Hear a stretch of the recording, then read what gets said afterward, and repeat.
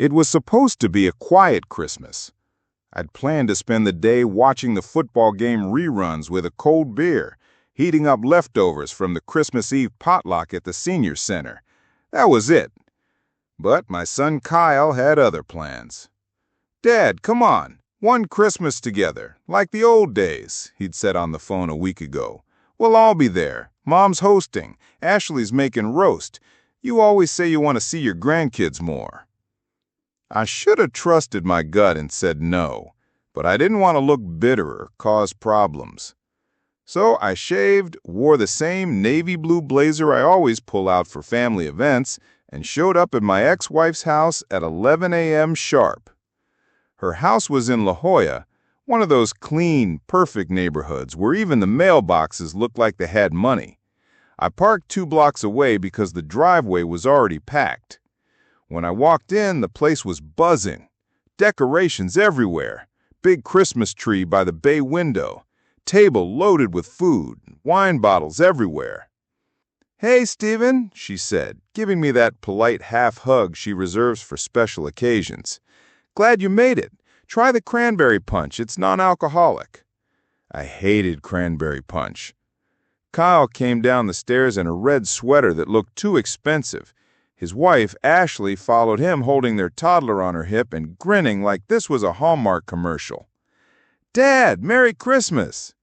Kyle walked over, gave me a quick hug, then pulled me into the living room where everyone had gathered. They had clearly planned something. "All right, everybody, time for the big gift," Kyle announced, motioning for his mom to come forward. "Mom, come outside. Got something for you." We all filed outside, cameras ready. I stood toward the back with my arms folded, watching. Parked in the driveway was a brand new midnight blue Lexus SUV, clean, shiny, ribbon on the hood. The whole thing looked like it had been copied straight from a car commercial. "Oh my God, Kyle," my ex-wife squealed. "You didn't. You really didn't." "I did," he laughed. "You deserve it. Merry Christmas." People clapped. Some pulled out phones to record. My grandson yelled, "Wow," and ran around the car. I stood there watching her tear up as Kyle handed her the keys and she hugged him like he'd just donated a kidney. Ashley leaned into me and whispered, "Isn't he the best son ever?" I didn't say a word. Then Kyle turned back to the crowd and said, "All right, now time for Dad's gift." I was half shocked he remembered. He reached into the tree skirt and pulled out a tiny box, something that looked like it came from one of those cheap gift kiosks at the mall. He walked over, handed it to me in front of everyone. "Here you go, Pops. Open it." I opened the box slowly. Inside were a pair of tacky, silver-colored cufflinks. Engraved on them in block letters were the words, "Worst Dad Ever." It took a second to register. The room went dead quiet for a moment. Then someone let out a chuckle, then another, then Kyle burst into laughter. "Oh, come on, it's funny," he said. "You always hated gifts. I figured I'd get you something you could actually wear to the next family gathering." More laughter. My ex smirked and said, "Well, you always did have a hard time with gifts, Stephen." I held the box in my palm, looked at the fake shine, looked at my son, my ex-wife, everyone else smiling. "Nice," I muttered, forcing a tight smile. "Come on, lighten up. Come on, it's just a joke."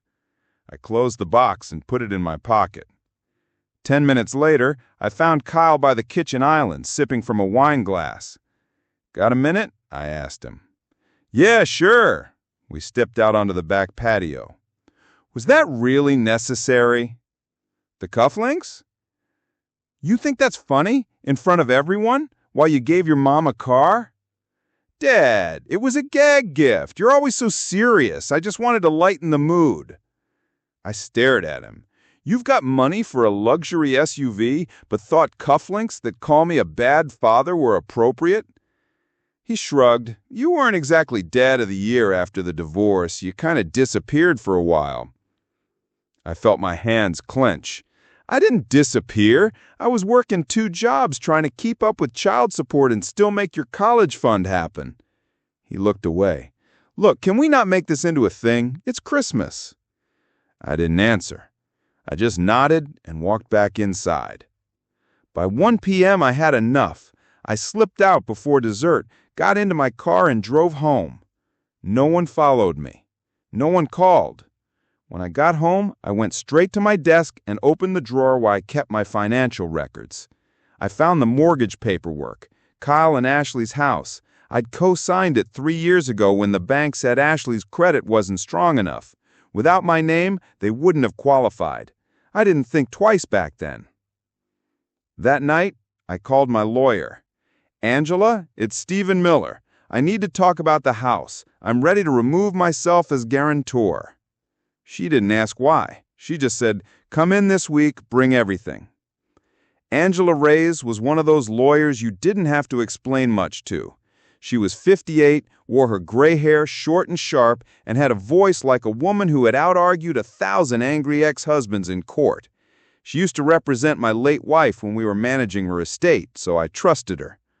The day after Christmas, I was sitting across from her in her office. Her assistant had offered coffee. I declined. Angela glanced over the papers I brought in, copies of the home loan agreement, the bank's cosigner terms, and the clause I remembered from years ago.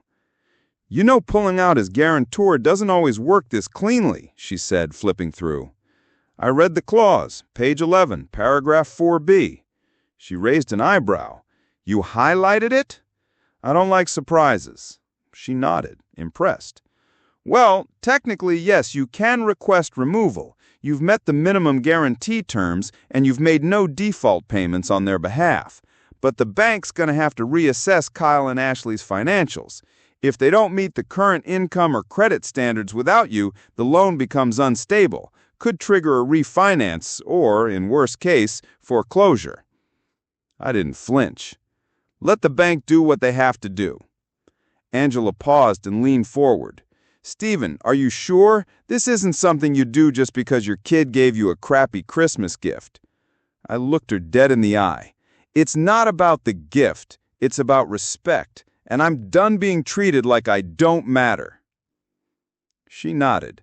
Then let's get the documents filed. 3 days passed. I didn't hear anything.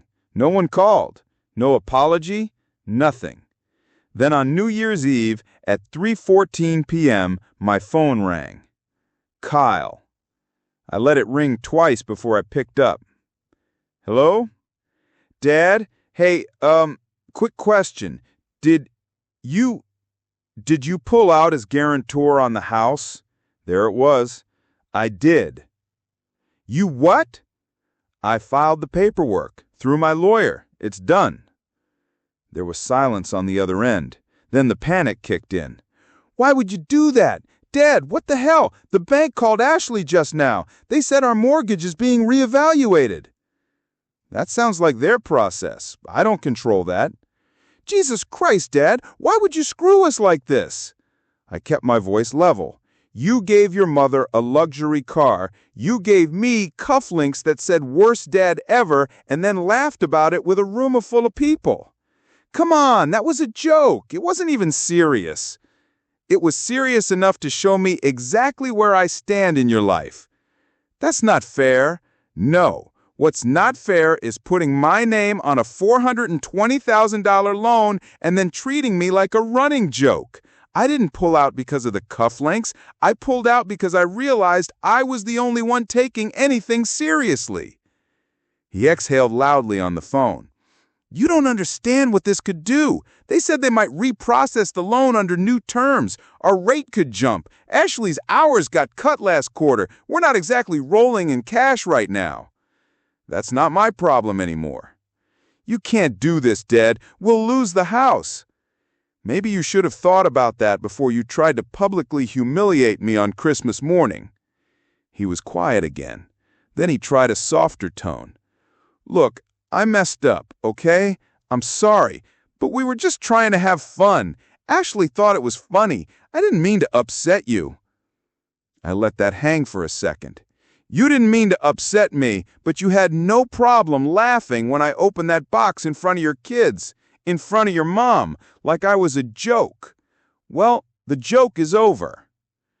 That night, I made steak and potatoes, turned on the old radio, and poured myself a glass of whiskey. No fireworks, no party hats, just quiet peace. At 9:45 p.m., my ex-wife called. Her name showed up on the screen as Karen, Kyle's mom. That's how I still had it saved.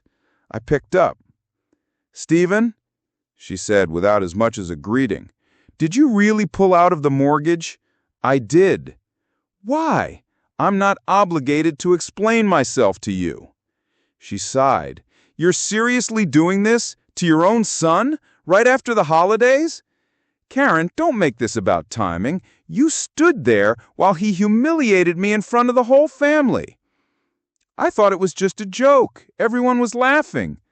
"Everyone but me." She went quiet.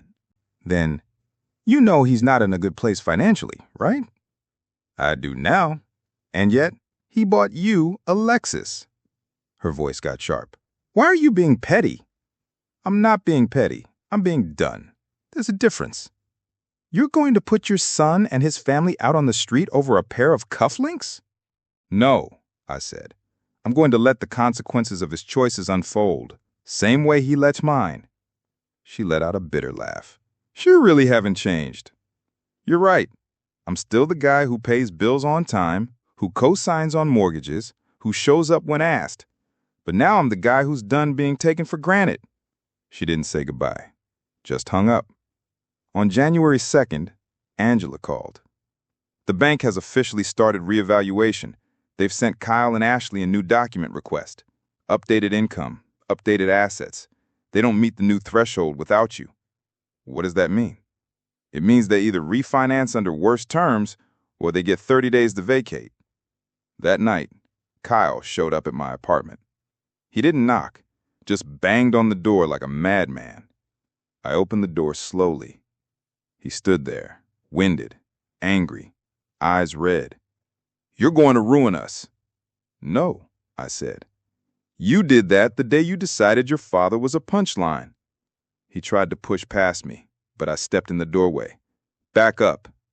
"Dad, I'm serious. We can't pay the new rates. If this goes through, we'll lose the house. What do you want, huh? You want me to get on my knees? Beg?" "I want you to take responsibility," I said. "And maybe try respecting the people who built the foundation you're standing on." His face twisted with anger. "You're being ridiculous, vindictive. This is revenge." "No, this is called a boundary, one that should have been in place years ago. Before all this, before the Lexus, before the gag cufflinks, before the lawyer and the bank, I used to believe that providing was enough. I wasn't a perfect man, I know that.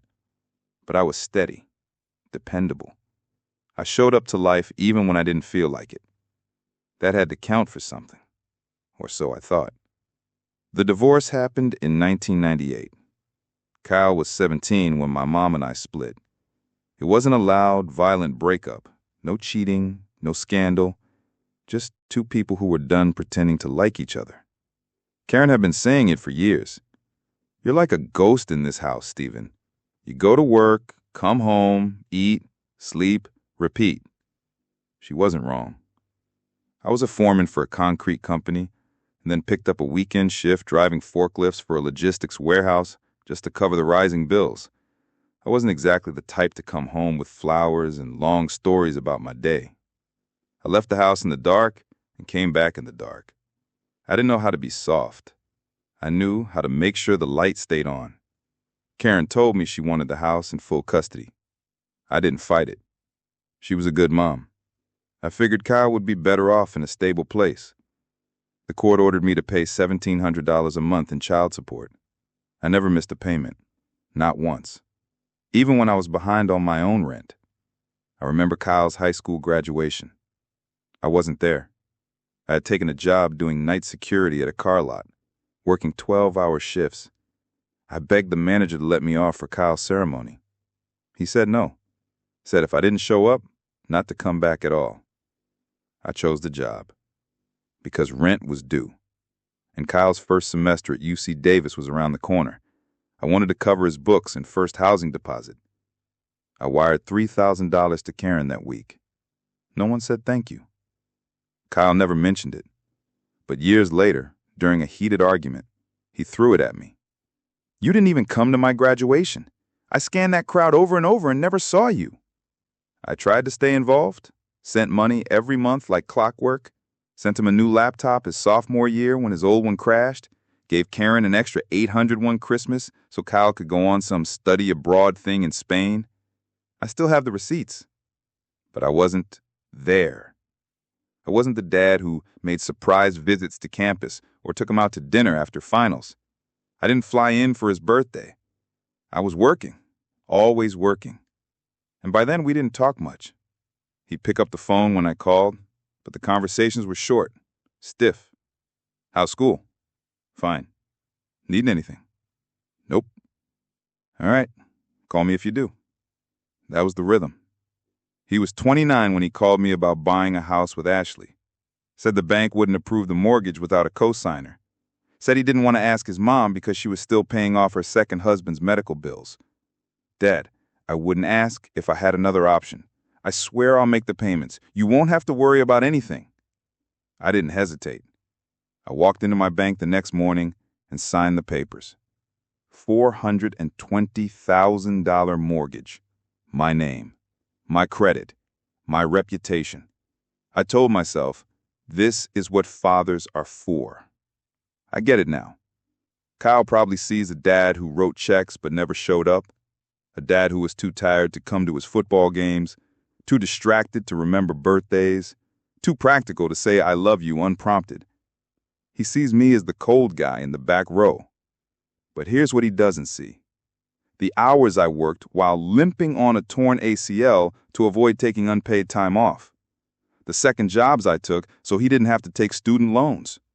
The nights I sat alone in a dark apartment on Christmas because I wanted him to have the warm, decorated one with his mom. He never saw those parts. And maybe that's on me. But now he's grown, a husband, a father. And I thought he'd look back and realize I didn't disappear. I just sacrificed. I was never the kind of dad who showed up with balloons. I was the one who paid the damn bills.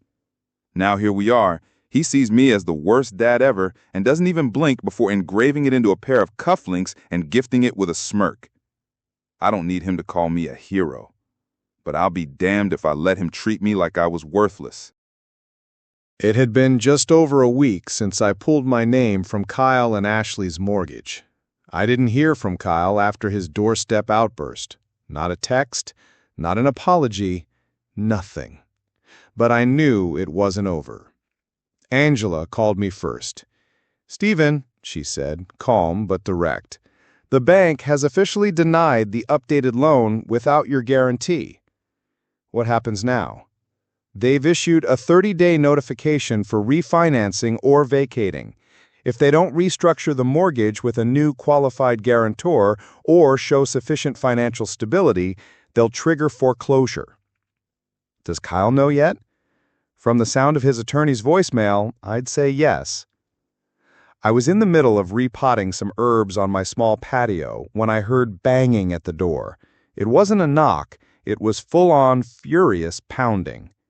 I opened it to find Karen, sunglasses pushed up into her hair, lips pressed tight. She barged in without asking. "You've officially lost your mind," she snapped. "Hello to you too," I said, closing the door behind her. "Do you even realize what you've done to your own son?" "I do," I said. "I gave him 3 years of security. Then I gave him a reminder that it wasn't unconditional." Karen laughed, cold and bitter. "All because of some cufflinks?" "You still think this is about cufflinks?" She dropped her purse on my couch and spun to face me. "Stephen, they're looking at refinancing with an insane interest rate. Their payments are going to jump over $600 a month.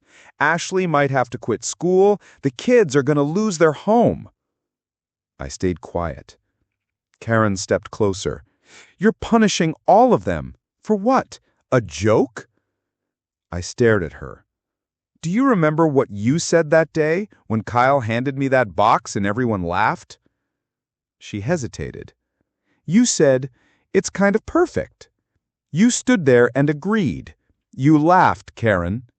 Stephen, it was a party, a silly moment. No, it was years of resentment packed into 2 words engraved on cheap metal. She dropped her purse on my couch and spun to face me. You're choosing pride over family. No, I said. I'm choosing boundaries over humiliation. She picked up her purse. You're heartless. You don't deserve a family. And you don't get to rewrite history just because the consequences finally arrived. Karen stormed out, slamming the door behind her. That night, Angela called. Not texted, called. That alone told me she was desperate. Hi, Stephen, she said, her voice unusually quiet. I was wondering if we could talk? I didn't respond right away.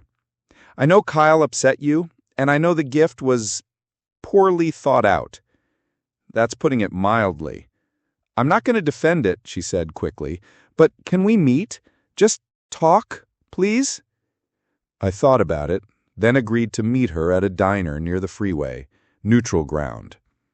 Ashley showed up looking like she hadn't slept in days, hair tied up, sunglasses over her head, and her hands wrapped tightly around a coffee mug the moment she sat.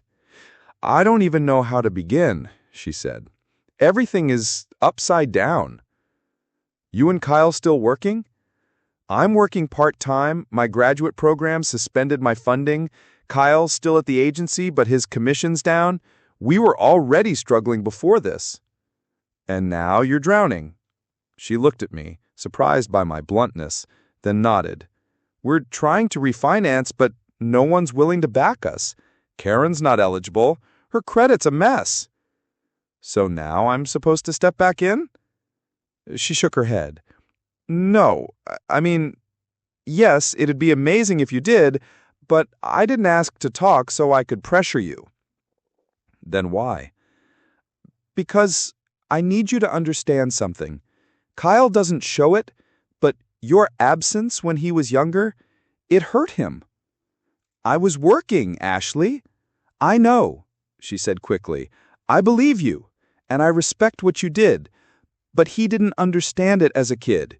He saw his mom at every play, every game, every parent night, and you were wiring money from somewhere we couldn't even find on a map. I thought paying the bills was showing up. She nodded. I know, but for him, the silence became louder than anything you sent. I sat with that. It didn't excuse anything, but it explains some things. You're not a bad father, Ashley said, voice softer, but Kyle never let go of the version of you he built in his head at 16. I hadn't been to their house in almost a year, not until the twins' birthday party. Even then, I'd only stayed an hour. It was a modest single-story home in Scripps Ranch. Nice lawn, clean driveway, same Lexus parked out front. The irony burned. I walked up, rang the bell. Kyle opened the door looking like he'd aged 5 years since Christmas. Hair a mess, shirt wrinkled, no shoes. He looked stunned to see me. Dad? Just wanted to see the house, while it's still yours. He stepped aside, unsure whether to feel insulted or relieved. The place was nice. Hardwood floors, open kitchen, crayon marks on the fridge, toys scattered across the living room. Normal chaos. I helped you build this, I said quietly. Kyle didn't answer. We stood there in awkward silence. You didn't think I mattered. Not really. I was just the guy who signed things, sent money, and could be mocked without consequence. You didn't mean it that way.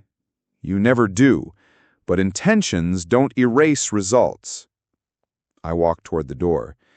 You're going to lose this house unless you figure something out. I know. I turned to face him. So figure it out. But don't come to me again until you understand what it means to respect the people who made your life possible. I walked out without waiting for a reply.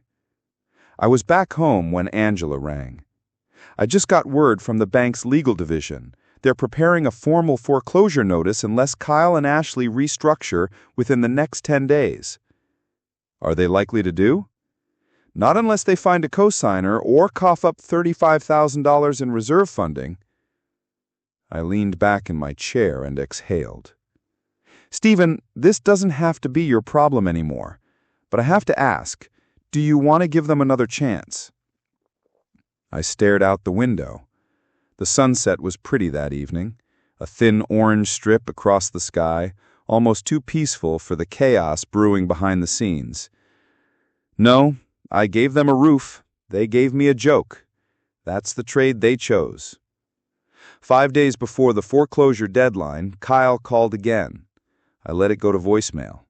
He called again, and again. By the fourth call, I answered. Dad, we need to talk. Talk about what, Kyle? Look, I've been thinking, and maybe I overreacted about everything. I waited. I was wrong, okay? I shouldn't have done the cufflinks thing. I was being an ass. You're not wrong about that. He sighed. Can I come by?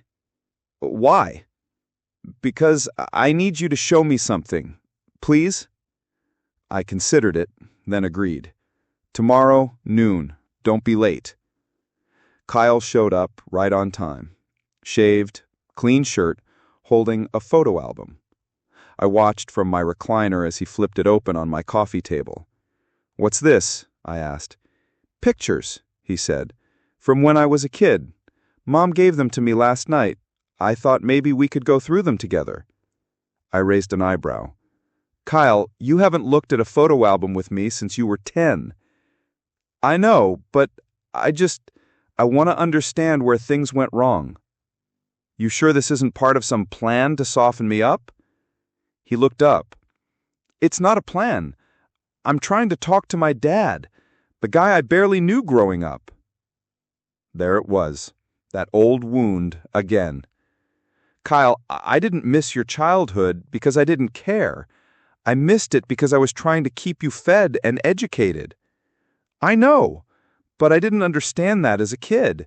I just saw empty seats at my recitals, empty bleachers at my games. I saw empty bank statements. I saw overdue rent. I saw your college bill staring me in the face while I worked overnight shifts at 60. We stared at each other. Two versions of the same life, lived differently, felt differently. I talked to Ashley, he said after a long pause. She's willing to meet with you. We're both ready to apologize. I frowned. Why now? Kyle looked down. Because we're out of options. We applied for a refinancing extension. They denied it. The bank's giving us until Friday to submit funds or find a new guarantor. And you want me to step back in. He didn't answer. Instead, he reached into his coat pocket and pulled out a small velvet box. I froze. He opened it slowly and pushed it toward me. Inside were new cufflinks, gold-plated, classy, engraved in clean script, "My father, my foundation." Add them made yesterday, he said. It's not a joke, it's real. I picked up the box and examined the weight of it. They're nice, I said, then shut the lid and placed it back in his hand. But they don't fix anything. Kyle's expression dropped. Come on, I'm trying. No, you're performing. You're negotiating. You're trying to buy your way out of consequences with sentimental props. That's not fair. No, Kyle. What's not fair is putting your family in debt, then mocking the one man who made it possible for you to even have a roof over your head. And now, when the walls are closing in, you come back with cufflinks and guilt. He stood up, fists clenched. I'm trying to be better, Dad. Isn't that what you want? No, I want you to learn. And part of learning means losing things when you mess up. He stared at me, furious. So that's it? You're just going to let your grandkids lose their home? They're not losing it because of me. They're losing it because their father made choices he can't afford to maintain. 2 days later, I got a knock on the door. I wasn't surprised when I opened it to find Karen and Ashley standing outside. "What's this?" I asked. "We need to talk," Karen said firmly. I stepped aside. They walked in like they owned the place.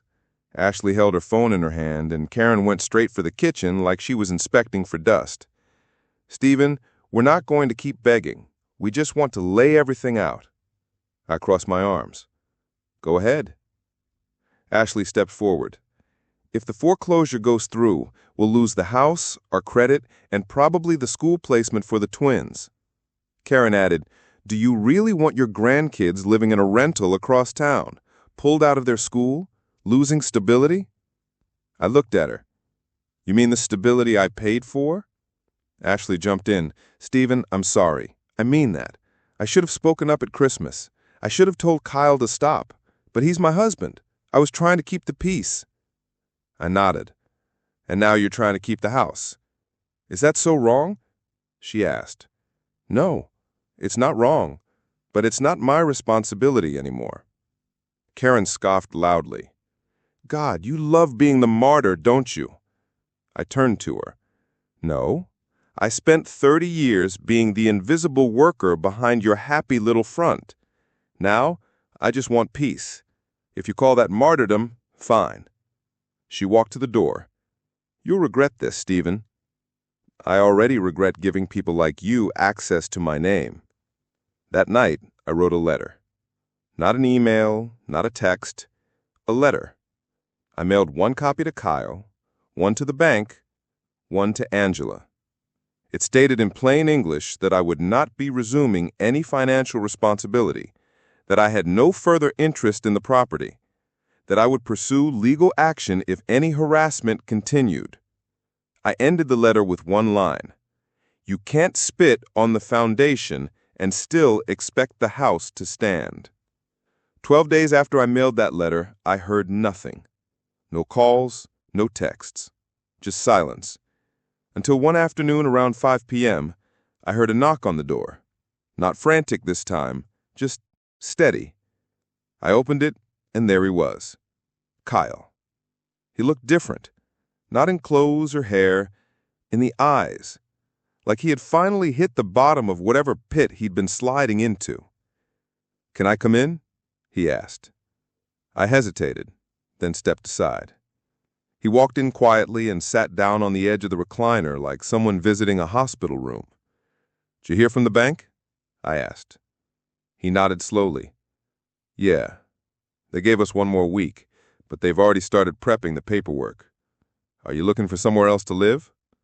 He nodded again. "We found a 2-bedroom apartment in Mira Mesa.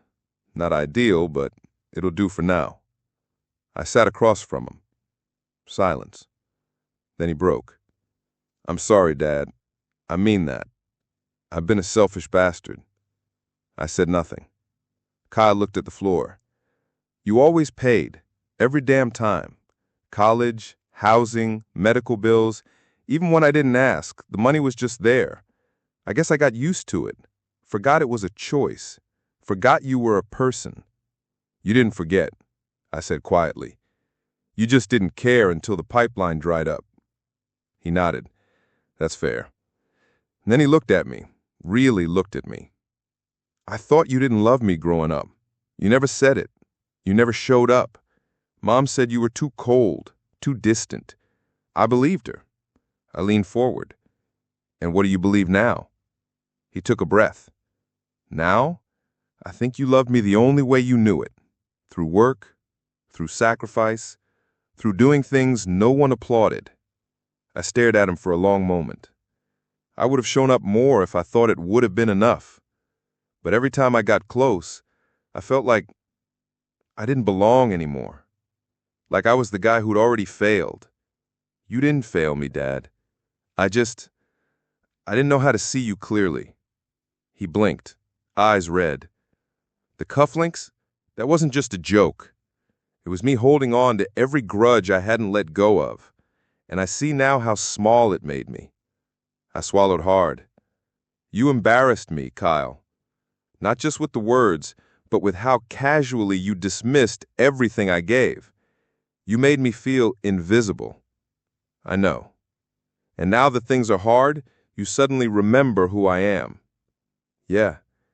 And I hate that it took losing everything to get here. I leaned back. I don't want revenge, Kyle. I want peace. I've lived 69 years. I buried a wife. I worked through pain most people would crumble under. And all I wanted, after all that, was to know I mattered to my son. You do, he said. You do. Then show me, not with gifts, not with tears, with who you become from here. A few days later, Karen asked to meet at the house, one last time. I wasn't thrilled, but I agreed. When I got there, the moving truck was out front. The kids were inside packing crayons and board games. Karen stood in the kitchen. She didn't greet me with a snide remark this time, just nodded. You win, I said. This wasn't a game. She looked at the half-packed boxes and sighed. No, but it feels like you proved your point. That I have limits? She said. That you're not a pushover, she said. It surprised me. I nodded. Maybe it needed to. She sat at the kitchen island. You know, I always told Kyle you love the paycheck more than your family. I looked at her. And you wonder why he grew up thinking I was disposable. She didn't argue. I was angry, she said.